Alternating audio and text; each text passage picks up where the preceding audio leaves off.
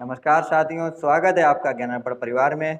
तो साथियों, अपना हिंदी का जो साहित्य चल रहा था उसी चर्चा को आगे बढ़ाते हुए आज हम लोग जो जानेंगे तो आज भाषा के बारे में जानेंगे कि भाषा होती क्या है।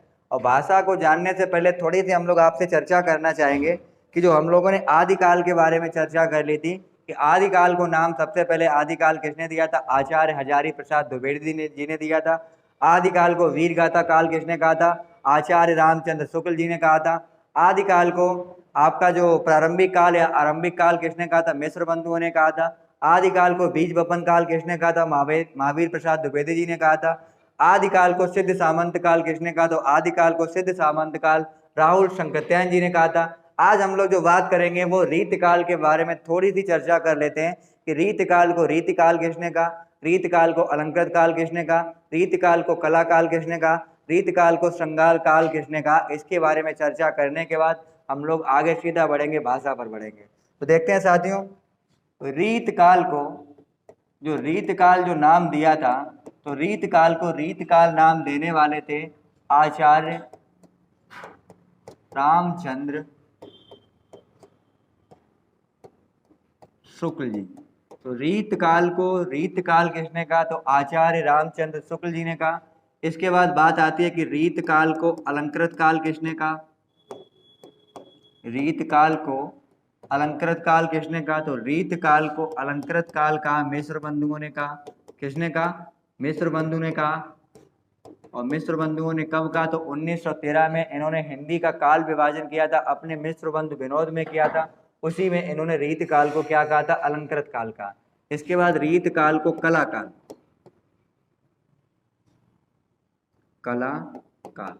तो रीतकाल को कला काल कहा रमाशंकर शुक्ल ने कहा।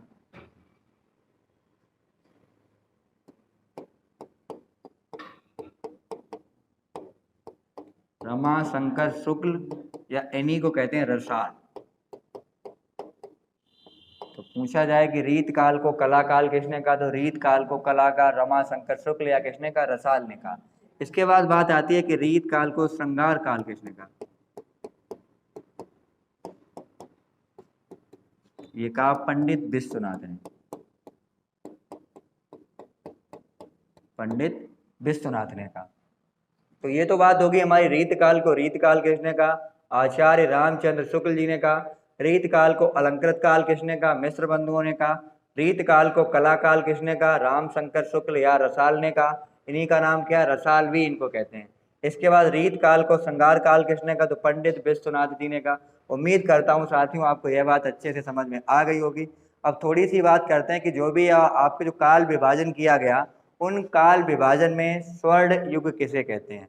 तो आपने पढ़ा होगा वक्ति काल, और वक्ति काल को हिंदी के काल विभाजन का क्या कहा जाता है? स्वर्ण युग कहा जाता है।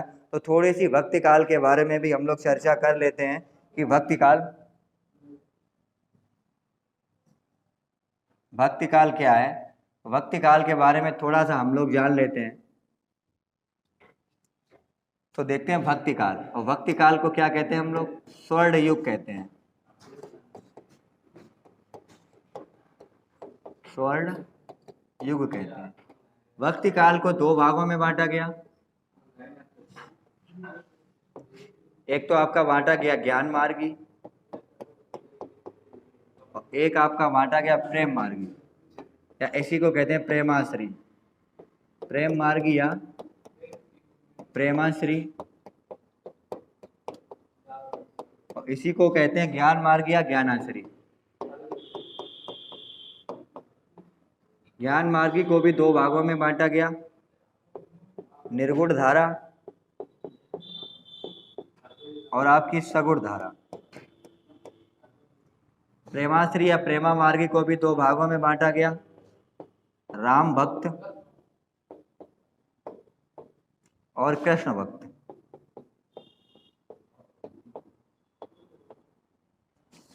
निर्गुण में आते हैं आपके कबीर जी, सगुण में आते हैं जायसी जी, पूरा नाम मलिक मोहम्मद जायसी, और राम भक्त में आते हैं तुलसीदास जी, जिन्होंने अवधी भाषा का प्रयोग किया, और कृष्ण भक्त में आते हैं सूरदास जी, जिन्होंने अवधी भाषा का प्रयोग किया, और साथ ही आपकी आती है मीराबाई। तो ठीक है साथियों, वक्ति काल को क्या कहा जाता है? स्वर्ण हिंदी काल, स्वर्ण युग कहा जाता है। साथ ही साथ वक्ति काल को दो भागों में बांटा गया, ज्ञान मार्गी, प्रेम मार्गी। और ज्ञान मार्गी को भी दो भागों में, निर्गुण, निर्गुण धारा के कवि, सगुण धारा के कवि। प्रेम मार्गी में राम भक्त कवि और कृष्ण भक्ति कवि। निर्गुण में कौन आते हैं? कबीर जी के जो दोहे आते हैं वो किस में आते हैं? निर्गुण में आते हैं। सगुण में कौन आते हैं? मलिक मोहम्मद जायसी जी। इसके बाद राम भक्त में कौन आते हैं? तुलसीदास जी आते हैं। और कृष्ण भक्त में कौन आते हैं? सूरदास जी और मीराबाई। उम्मीद करता हूँ साथियों यह बात आपको अच्छे से आ गई होगी समझ में। आगे की हम लोग चर्चा करते हैं जो आपकी भाषा थी, भाषा के बारे में हम लोग चर्चा करेंगे कि भाषा होती क्या है और हिंदी भाषा को कितनी उपभाषाओं में बांटा गया, साथ ही साथ हिंदी भाषा को कितनी बोलियों में बांटा गया है। तो देखते हैं साथियों भाषा के बारे में। तो पहली बात यही है, भाषा होती क्या है? तो जो आपकी भाषा है वो संस्कृत के भाष धातु से बनी है। किससे बनी है? संस्कृत के भाष धातु से बनी है, जिसका अर्थ होता है प्रकट करना, प्रकट करना। तो पूछा जाए साथियों भाषा होती क्या है, तो भाषा यदि पूछा जाए कि भाषा किस धातु से बनी है, तो भाषा संस्कृत के भाष धातु से बनी है, जिसका अर्थ होता है प्रकट करना, अर्थात अपने विचारों की अभिव्यक्ति को आदान प्रदान करना या व्यक्त करना या अभिव्यक्ति करना ही क्या कहलाती है? भाषा कहलाती है। तो देखें, अपने विचारों की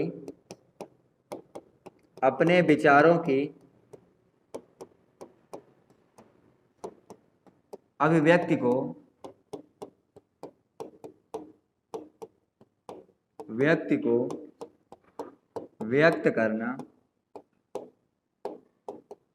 व्यक्त करना या प्रकट करना भाषा कहलाती है। भाषा कहलाती है, क्या कहलाती है? अपने विचारों की अभिव्यक्ति को व्यक्त करना या प्रकट करना क्या कहलाती है? भाषा कहलाती है। अब बात आपकी आती है कि भाषा की सबसे छोटी इकाई क्या होती है। ये क्वेश्चन कई बार पूछा गया है कि भाषा की सबसे छोटी इकाई क्या होती है। भाषा की सबसे छोटी इकाई, तो पूछा जाए भाषा की सबसे छोटी इकाई क्या होती है, तो भाषा की सबसे छोटी इकाई वर्ड होती है। क्या होती है? वर्ड। अभी बात आएगी वर्ड और अक्षर में फर्क क्या होता है, तो वर्ड और अक्षर के बारे में भी हम लोग बताएंगे कि वर्ड और अक्षर में फर्क क्या होता है। आप लोग हमारे साथ जुड़े रहें, क्योंकि वर्ड और अक्षर में जमीन आसमान का फर्क होता है, तो उसके बारे में भी अभी हम लोग चर्चा करेंगे। तो पहले ये जान लें कि भाषा की सबसे छोटी इकाई क्या होती है? वर्ड होती है। इसके बाद बात आ जाए कि मौखिक रूप से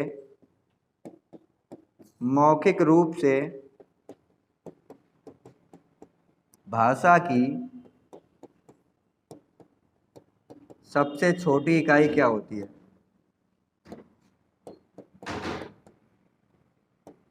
मौखिक रूप से भाषा की सबसे छोटी इकाई क्या होती है, तो मौखिक रूप से भाषा की सबसे छोटी इकाई क्या होती है? ध्वनि।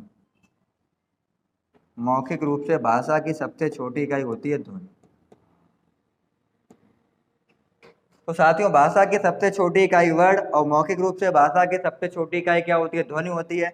और फिर अगला क्वेश्चन यदि पूछा जाए कि लिखित रूप से भाषा की सबसे छोटी इकाई क्या होती है। लिखित रूप से भाषा की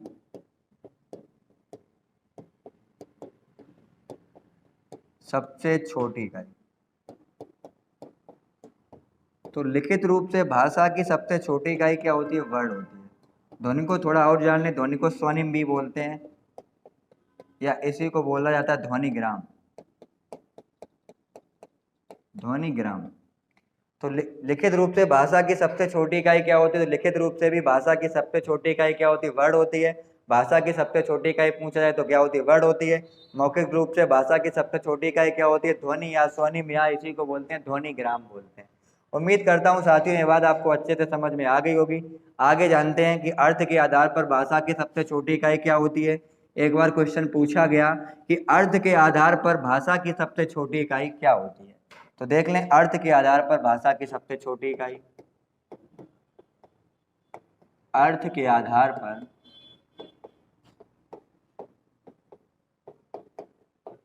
भाषा की सबसे छोटी इकाई। तो अर्थ के आधार पर भाषा की सबसे छोटी इकाई आपकी होती है शब्द, और शब्द को ही बोलते हैं रूपिम या बोलते हैं रूपग्राम। क्योंकि जब तक कोई शब्द नहीं बोला जाएगा आप उसके अर्थ के बारे में नहीं समझ सकते हैं। तो पूछा जाए कि अर्थ के आधार पर भाषा की सबसे छोटी इकाई क्या होती है, तो अर्थ के आधार पर भाषा की सबसे छोटी इकाई शब्द या रूपिम या इसी को बोलते हैं रूपग्राम बोलते हैं। आगे बात आ जाए कि भाव के आधार पर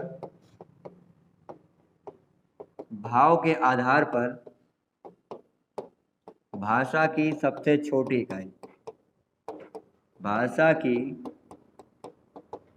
सबसे छोटी इकाई, भाव के आधार पर भाषा की सबसे छोटी इकाई।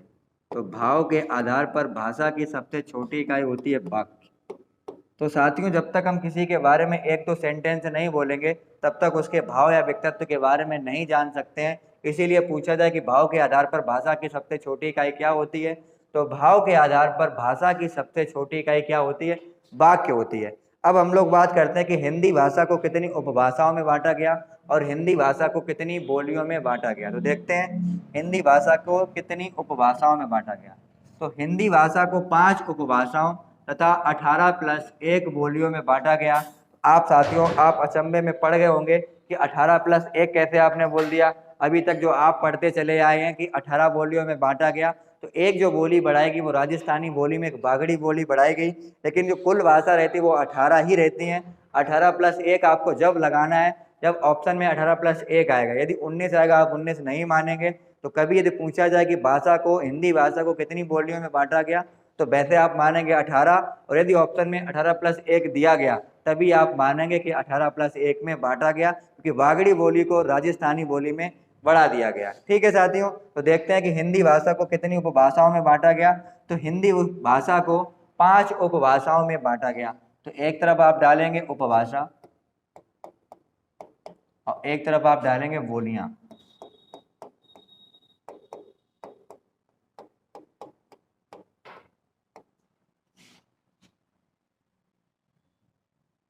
तो पहली जो आपकी उपभाषा है उसे बोलते हैं पश्चिमी हिंदी। और मैं बता चुका हूं साथियों कि पश्चिमी हिंदी का जो संबंध होता है किस अपभ्रंश के साथ होता है, तो पश्चिमी हिंदी का जो संबंध होता है वो आपका सौर सैनी अपभ्रंश के साथ होता है।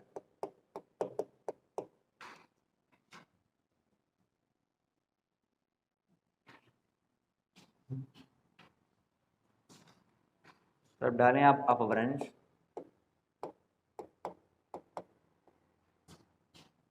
उपभाषा और डालें आप बोलियां।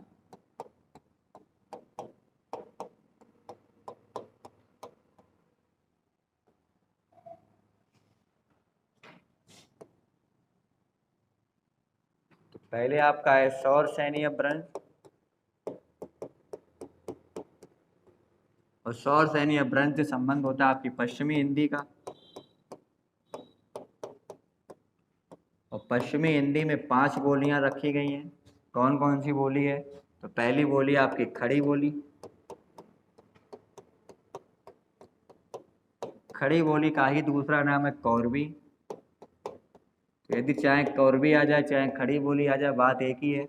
अगली जो आपकी बोली है कन्नौजी। अगली जो बोली आपकी है ब्रजभाषा।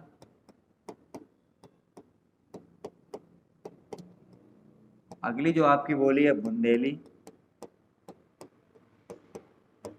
अगली बोली का नाम है हरियाणवी।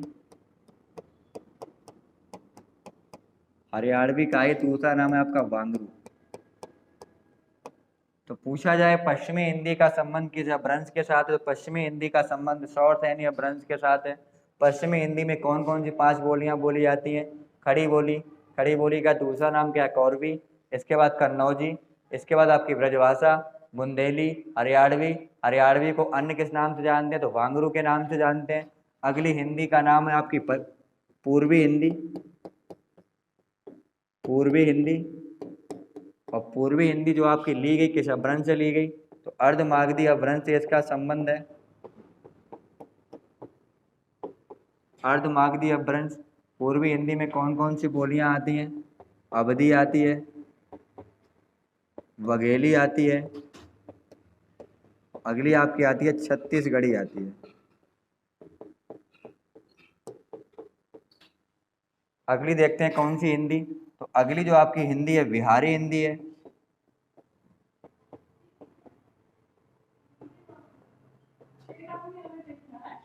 बिहारी हिंदी, और बिहारी हिंदी का जो संबंध होता है वो मागधी अपभ्रंश से होता है। किस अपभ्रंश से होता है? मागधी अपभ्रंश से होता है। और बिहारी हिंदी में कौन कौन सी बोलियां आती है? तो आपकी मगही आती है, मगही। अगली आपकी मैथिली आती है, और एक जो बोली आती है उसका नाम है आपकी भोजपुरी। और भोजपुरी ऐसी बोली है जो हिंदी में जितनी भी बोलियां हैं 18 बोलियों सबसे ज़्यादा बोली जाने वाली बोली का नाम क्या? भोजपुरी। भोजपुरी ऐसी बोली है जिसका अपना खुद का सिनेमा है। यदि पूछा जाए कि हिंदी भाषा में सबसे ज़्यादा कौन सी बोली बोली जाती है, तो भोजपुरी सबसे ज़्यादा या सबसे ज़्यादा लोगों के द्वारा बोली जाने वाली बोली कौन सी है? तो वो भोजपुरी है।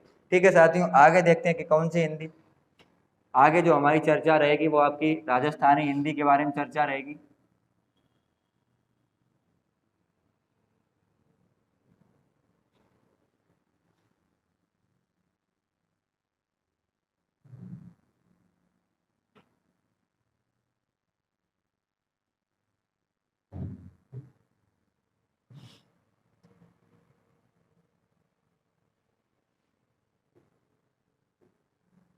अगली जो हमारी उपभाषा है उसका नाम है राजस्थानी हिंदी। और ये जो अपभ्रंश आई किस अपभ्रंश से आई? शौरसेनी अपभ्रंश से आई। इसमें कौन कौन सी बोली हैं? तो पहली तो आपकी जयपुरी है, जयपुरी का ही नाम है ढूंढाड़ी। अगली जो आपकी बोली है मेवाती। अगली आपकी है मारवाड़ी। अगली आपकी है मालवी। और एक जो बोली जोड़ी गई है उसका नाम है आपकी वागड़ी। वागड़ी बोली को बढ़ाया गया है। इसके बाद है आपकी पहाड़ी हिंदी। पहाड़ी हिंदी, और पहाड़ी हिंदी में जो आपकी आई किस अपभ्रंश के साथ आई? तो आपकी खस अपभ्रंश से आई। किससे आई? खस अपभ्रंश से आई। और पहाड़ी हिंदी में कौन कौन सी बोलियां हैं? तो आपकी पहली आती है कुमाऊनी, और कुमाऊनी को ही क्या कहते हैं? हिमाचली भी कहते हैं, कुमाऊनी। अगली आपकी है गढ़वाली। अगली आपकी है मंडयाली।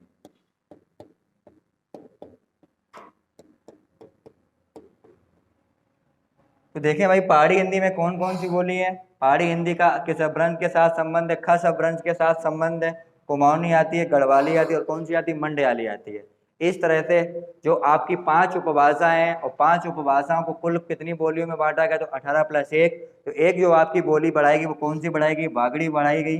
किसमें बढ़ाई गई? राजस्थानी हिंदी में बढ़ाई गई। राजस्थानी हिंदी का संबंध किसके साथ है? शौरसेनी अपभ्रंश के साथ संबंध है। पहाड़ी हिंदी का संबंध किसके साथ है? खस अपभ्रंश के साथ संबंध है। पूछा जाए पश्चिमी हिंदी का संबंध किसके साथ है? तो पश्चिमी हिंदी का संबंध आपका किसके साथ है? शौरसेनी अपभ्रंश के साथ है। पूर्वी हिंदी का संबंध किसके साथ है? तो अर्धमागधी के साथ है। बिहारी हिंदी का संबंध किसके साथ है? तो मागधी अपभ्रंश के साथ है। पूछा जाए सबसे ज़्यादा बोली जाने वाली बोली कौन सी है? तो सबसे ज़्यादा बोली जाने वाली बोली कौन सी है? भोजपुरी है। यदि पूछा जाए कि सबसे ज़्यादा जो बोलियां किस हिंदी में है, तो सबसे ज़्यादा बोली कौन सी? पश्चिमी हिंदी में है, 5 बोलियां हैं। इसके बाद किसमें? आपकी राजस्थानी हिंदी में 4 हैं, और एक जो आपकी बढ़ा दी गई, कौन सी बढ़ा दी गई? वागड़ी बढ़ा दी गई। तो इसमें कुल कितनी होगी? 5 हो गई। लेकिन अभी वागड़ी को जो जोड़ा गया, कहीं पर भी 19 करके नहीं जोड़ा गया। जहाँ पर भी क्वेश्चन 1-2 जगह पूछा गया तो वहाँ पर 18 + 1 करके पूछा गया, 19 करके नहीं पूछा गया। तो आप लोग 19 जब ही मानेंगे जब 18 + 1 दिया होगा। बाकी आप बोलियों की संख्या आप 18 ही मानने वाले हैं। यदि ऑप्शन में 2 आ जाए, 18 और 18 + 1, तब आप आंसर क्या लगाने वाले हैं? 18 + 1 लगाने वाले हैं। उम्मीद करता हूँ साथियों भाषा के बारे में और जो भी हमने आज की जो चर्चा की थी आपके बारे में कि जो बांटा गया था, जो आपका काल बांटा गया था, रीत काल को अलंकृत काल किसने कहा, रीत काल को रीत काल किसने कहा, और किस काल को स्वर्ण युग कहते हैं, उनके बारे में जो जो चर्चाएं थी आपकी, हमारी चर्चाएं आज हो गई थी। उम्मीद करता हूं साथियों यह वाला सेशन आपको अच्छे से समझ में आया होगा। तो लगातार आप लोग हमारे परिवार के साथ जुड़े रहें और आपको निश्चित ही सफलता दिलाने का श्रेय यह परिवार आपका पूरी पूरी मदद करेगा। तो साथियों, उम्मीद करता हूँ आप लोग हमारे चैनल को सब्सक्राइब भी करेंगे, शेयर करेंगे और लगातार आप लोग कमेंट भी करेंगे। जो भी कमियां अमियां हुआ करें आप लोग कमेंट के जरिए बताएं और उन पर हम लोग ध्यान देने का प्रयास करेंगे। नमस्कार साथियों, धन्यवाद साथियों।